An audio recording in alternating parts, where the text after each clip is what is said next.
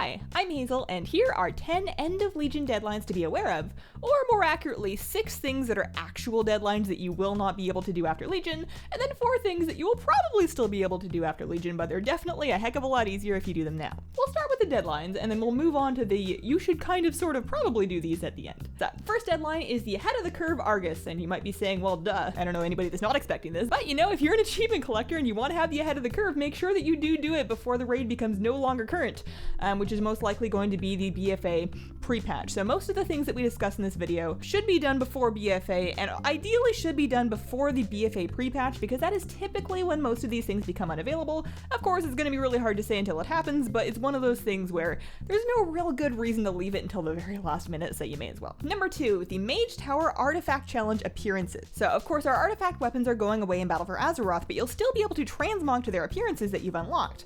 And you'll still be able to unlock new artifact appearances in BfA, except for these Mage Tower Artifact Challenge appearances. Those will only be available until the end of Legion, so if there is a spec that you really like the weapon on, and you think you might sort of kind of maybe one day might want to play that, it's worth your time to go and do it, because you will not be able to get them later, they will be going away forever, and you don't want to be kicking yourself for not having gone and done it while it was there. The Mage Tower challenges are significantly easier now than they were back when they came out, because you can outgear them by quite a bit now, but that does not mean that they are easy, and prepare to spend some time, you know? Don't be hard on yourself if you can't do it the first time around, especially if you're playing a spec that you're unfamiliar with. I have 2 pieces of advice for anybody that is stuck on these challenges. Step 1 is to look up a guide. There is probably somebody that knows the challenge inside and out for the spec that you're having trouble with, and they will know the talents and spell use and add-ons and legendaries that you will need. And step 2 is to make sure that you don't forget your consumables, not just food and flask and pots, but also drums and runes. You're gonna need all of it, so just go shopping before you get out there. That whole section is just as much for me as it is for this video, because the Resto Druid challenge has been kicking my butt. Number 3, speaking of artifact appearances, I kind of half lied when I said the Mage Tower was the only one going away. Technically, the coloring for having completed a plus 15 as a class will also no longer be available in Battle for Azeroth. So this isn't quite as crucial as the Mage Tower one, because you will still be able to get access to that skin, just not in that particular color. If that particular color of the skin, and you can check these out on the Wowhead artifact calculator or in your class hall, if that color is your thing, then you may as well go do it now. 15s are not terribly hard. Lots of people do them every week just for the chest. So if you want the plus 15 color for any given spec, make sure that you go and do a plus 15 on that class. And thankfully for this one, once you've done it on a class and gotten the achievement on that character, you've unlocked the coloring for all 3 weapons, or 4 if you're a druid. So in the grand scheme of things, it's not that bad. Number 4, the Violet Spellwing mount. The Violet Spellwing is an account-wide flying mount that you get after your first heroic Argus kill. If you remember the whole Grove Warden Moose thing for your first heroic Archimond kill at the end of Warlords of Draenor, this is very much the Legion version of that. If you weren't around for the Moose, my apologies, because it is gone, and starting in BfA, the Violet Spellwing will be gone as well, so if you want the purple bird, get yourself through a heroic Argus kill, and I know that's easier said than done. If you are not part of a heroic raiding group, you can join the Friendship Burb community, and I will link their website, which has their Discord, in the description of this video. That is a community dedicated to helping people get their Violet Spellwing through free carries. Similarly, if you are a geared and experienced raider who would like to help people get their Spellwings, I'm sure that they would appreciate the hand. Number 5 is the Field Medic title and corresponding achievement. So this is a Legion First Aid achievement that involves getting some rare drops and going around and healing a whole bunch of people, and this will not be available anymore in BfA. It is becoming a legacy achievement, largely due to the fact that First Aid is being more or less removed. If you would like to collect the Field Medic title, now is the time to do it. Now, I'm not going to pretend that I have personally done this or have any plans to do it. I'm kind of allergic to First Aid myself, but if you're interested, the Wowhead user Purgatory Wolf has posted an excellent guide in the Wowhead comments for the achievement page, and I will link that in the description below this video. Fair warning, it sounds like there's a large amount of pretty low drop rate farming involved in this achievement, so have fun.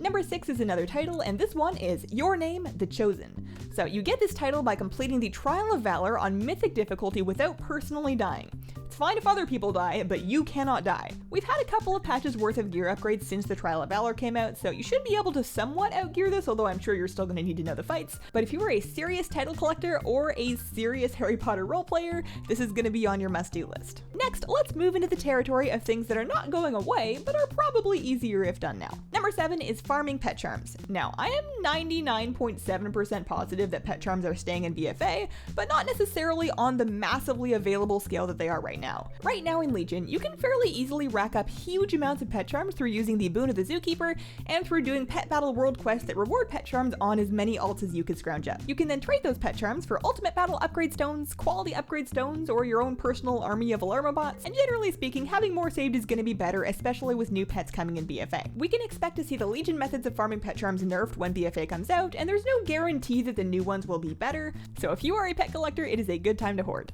Number 8, Fisher Friend and Margoth fishing rewards. So these are still going to be available in BfA, but due to the way that you farm them, you can probably expect slower progress. All of the Legion fishing reps can be done much more easily when you're in a full raid group that can chain together the fishing item drop buffs. You can farm all of these things on your own if you need to, so it's not life or death, but it will definitely take you longer. Number 9 is the Proving Grounds titles. So there's no sign of the Proving Grounds being definitely removed in BfA, although there's also no real sign that they're keeping them. But in any case right now, the Proving Grounds can be pretty easily outgeared, so the Proven Defender, Proven Healer, and Proven Assailant titles are pretty easy to get and there's no real reason not to. You can get those titles by entering the Proving Grounds and then completing 30 waves of the Endless mode in a given role.